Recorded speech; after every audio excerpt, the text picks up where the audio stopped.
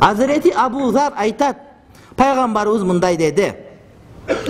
İnsan namaz okup jatıp, namazında arı jaktı, beri jaktı, moyunun burup karabayla turgan bolsa, Kuday Taalam ağa özünün nazarın salıp turgan bolot deydi.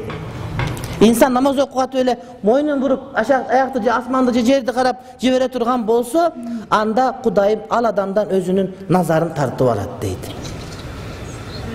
Şunday da, kedesinden bir neke surasa, cevap verip atsan, anan cevap şunday berilip söylep atsan, nары karapça telefon çukulagan bolsa, göңүлүң şuna düşöt. Keçe түштө жаллабатта bir жерге конокко чыкырышты, суроо жооп кылабыз деп.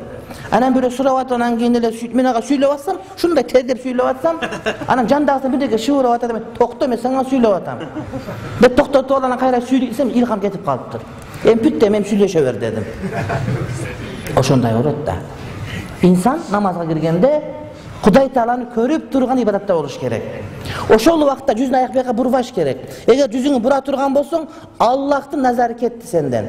Бул деген сөз ошол намазыңын ошо бургандан баштап соогу калбай калды. Намазды намаз катары көргөн жоксуң деген сөз.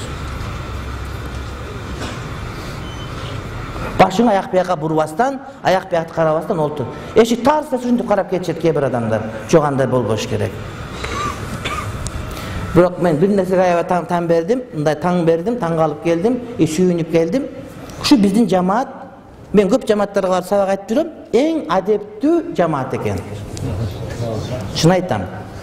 Суроо бергени, суроого жооп алганы, айтылган сөздү түшүнгөнү, анан жана башкалардын бардыгы эң бир адептүү, эң бир жакшы жамаат экенине көзүм жетти. Ал эмес биздин мечитте окулган намаздагы ушул кайсы мечитте окулган намаздагы көп мечиттерден адептүүрөөк окулар экен намазды, мен байкадым. Кээде централдык мечитке барганда дагы ушундай адепти мен кээде байкабай калам. Маскапка туура эмес келген, сүннөткө туура эмес келген иштер пайда болуп калгандарын көрүп жүрөм да. Бирок Кудайга ушул жерде карекебиздин берекеси менен, ошо карекебиздин ушундай бир куулжуду Куран окуган берекеси менен ушундай бир жакшы нерсе биздин мечитте орун алган.